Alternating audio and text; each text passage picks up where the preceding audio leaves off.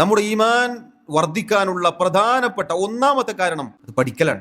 അൽഹംദുലില്ലാ, പഠിക്കാൻ അനേകം മാർഗങ്ങളുണ്ട്. പഴയ കാലത്തെ പോലെയല്ല. പഴയ കാലത്ത് ശരയ്യായ വിജ്ഞാനം നേടാൻ ഒരുപാട് ദൂരം സഞ്ചരിക്കണമായിരുന്നു. ഇന്ന് നമുക്ക് പഠിപ്പിച്ചേരാൻ വരുന്ന ആൾ ഒരുപാട് ദൂരം ഓടിയിട്ടാണ് ഇങ്ങോട്ട് വരുന്നത്. എന്നിട്ടും സഹോദരങ്ങളെ, പഠിക്കാൻ നമുക്ക് സമയമില്ലെങ്കിൽ ഇപ്പോഴാണ് നമ്മൾ പഠിക്കുക.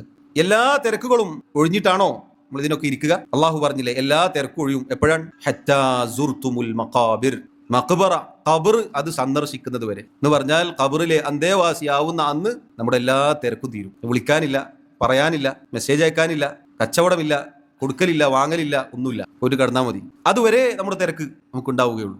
ആ തിരക്കിനിടയിൽ സഹോദരങ്ങളെ, ഇത് മറന്നുപോയാൽ ഈമാൻ ദുർബലപ്പെട്ടു പോയിട്ട് പിന്നെ ദുനിയാവിൽ എന്ത് കെട്ടിപ്പടുത്തിട്ട് എന്ത് കാര്യമാണുള്ളത്? മറ്റെല്ലാം പകരം ലഭിക്കും. ഒരു കച്ചവടം നഷ്ടത്തിലായോ, വീണ്ടും കച്ചവടം ചെയ്യാം, ലാഭത്തിലാകും ഇൻഷാ അല്ലാഹ്. ഒന്നല്ല 10 കച്ചവടം ചെയ്ത് അതൊന്നും പച്ച പിടിച്ചിട്ടില്ല, 11ാമത്തെ ചെയ്താൽ ചിലപ്പോൾ പച്ച പിടിക്കും. പകരമുണ്ട്, വേറെ വഴിയുണ്ട്. പക്ഷെ ഈമാനിൽ ദുർബലത സംഭവിച്ചു പോയാൽ പകരം നിൽക്കാൻ മറ്റൊന്നുമില്ല. അത് അമൂല്യമായ നിധിയാണ്. അതുകൊണ്ട് നമ്മൾ പഠിക്കുന്നവരാവുക, സമയം കണ്ടെത്തുക. ഒരു ദിവസം കുറച്ച് സമയമെങ്കിലും, ചെറിയ സമയമെങ്കിലും നമ്മൾ കണ്ടെത്തുക.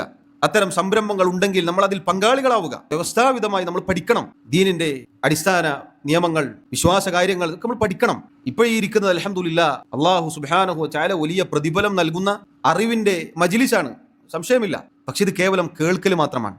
പഠിക്കുക എന്ന് പറഞ്ഞാൽ വിശുദ്ധ ഖുർആനിൽ നിന്നും സുന്നത്തിൽ നിന്നും ഒരായത്ത്, ഒരു ഹദീസ് അത് എഴുതി വെച്ച് മനഃപ്പാഠമാക്കി അതിന്റെ ആശയങ്ങൾ, അതിന്റെ വിശദീകരണങ്ങൾ അത് ഉൾക്കൊണ്ട് അത് പ്രാവർത്തികമാക്കി, അതാണ് പഠിക്കുക എന്ന് പറഞ്ഞത്. അതാണ് തൊലബുൽ ഇൽമ്. ഇൽമു പഠിക്കാൻ പറഞ്ഞതാണ്. ഇത് അൽഹംദുലില്ലാ കേൾക്കലാണ്.